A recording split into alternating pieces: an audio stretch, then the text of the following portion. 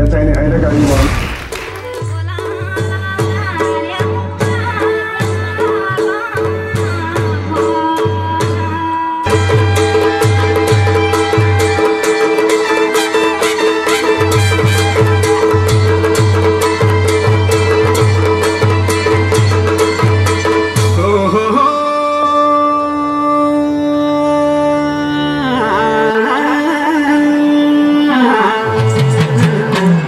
छमछमा नाचिदे दादा मिलाइदे पैतली बजिग्यो छालिया बाजो सजिर छ डोली ओ सजिर छ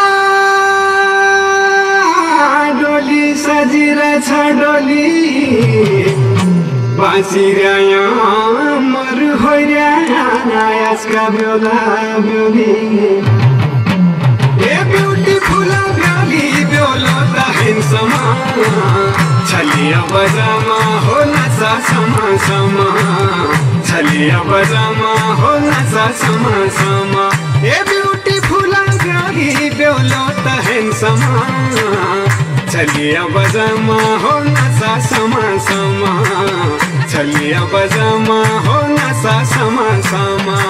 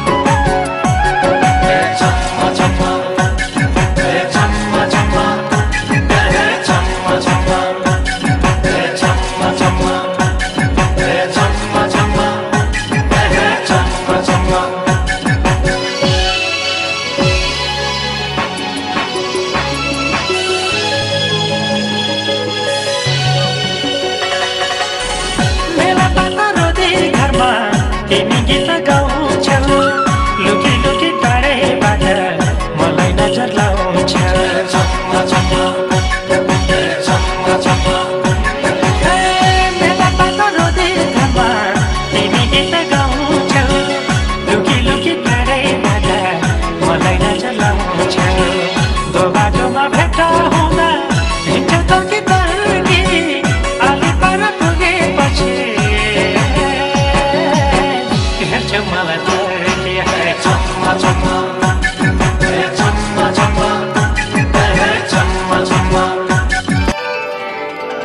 अबको प्रस्तुति वर्तमान अवस्थामा हाम्रो देशमा घटेको दुःखद घटनामा आधारित छ। कसैको जीवनसँग मेल खाएमा सहयोग मात्र हुनेछ। बाबु, तेरो बुवाले पनि हामीलाई छोडेर जानुभयो। म पनि बुढी मान्छे भइहाले, तैले ठुलो मान्छे भएर तेरो भाइ र मेरो ख्याल राख्नुपर्छ है। हे आमा, के भन्नुभएको? तपाईहरुको लागि म छु त। तपाईहरुको म ख्याल राखिहाल्छु नि। बुवाले छोडेर गए जस्तै तपाईँ मलाई र भाइले छोडेर नजानु होला। यी लिनुस्, औषधि खानुस्, चाँडो सन्चो भइहाल्छ तपाईलाई।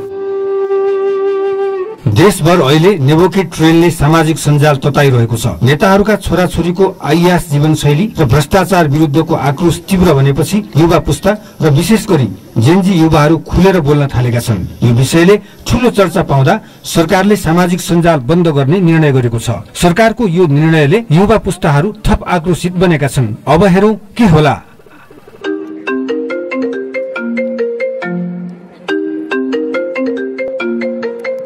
हेलो। हेलो साथी, आजको समाचार सुन्यौ? साथी, सुने मैले। सरकारले अति गरिसक्यो। भोलि हामी शान्तिपूर्ण आन्दोलन गर्दैछौँ। तिमी लगायत अरू साथीहरूलाई पनि बोलाउनु है। सबैजना आऊ है। ए हुन्छ साथी, ल। आमा, हामी साथीहरू मिलेर सरकार विरुद्ध शान्तिपूर्ण आन्दोलन गर्दैछौँ। म गएँ है। नजाऊ छोरा, आमाले भने पनि मान न है। केही हुँदैन आमा, हामी स्कुल ड्रेसमा प्रोटेक्सन गर्दैछौँ। पुलिसले पनि हामीहरूलाई केही गर्दैन। हजुर चिन्ता नगर्नुहोस्। देशको स्थिति यस्तो छ, जे पनि हुन सक्छ। नजाऊ छोरा। हजुर चिन्ता नगर्नु, मलाई केही हुँदैन। म आइहाल्छु आमा।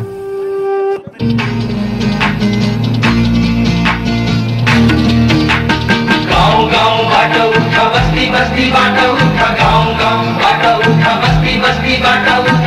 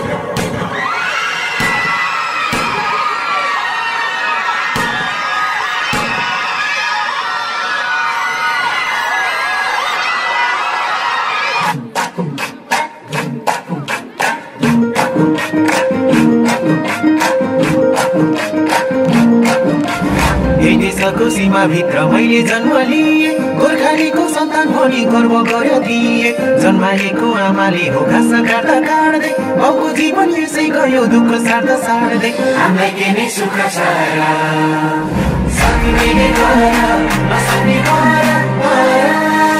मेरो पनि होइन र, यो देश मेरो पनि होइन। मेरो पनि होइन र, यो देश मेरो पनि होइन।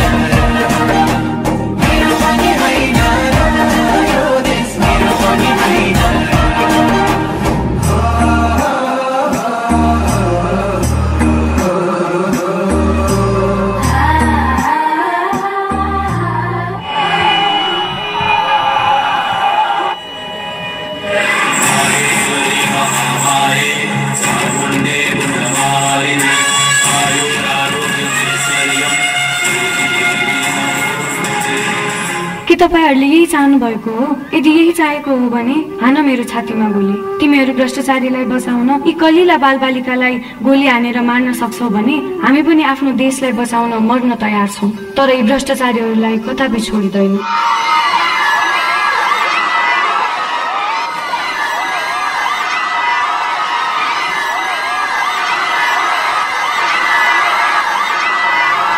यो देशका शासकहरूले गरेको भ्रष्टाचार विथितिका कारण आज यो मुलुकमा सबैतिर समस्या बढिरहेको छ। त्यसैले जेन्जी पुस्ताले देश निर्माणका लागि उठाएको आवाज र देशका लागि गरिएको बलिदानी कदापि खेर जान दिनु हुँदैन।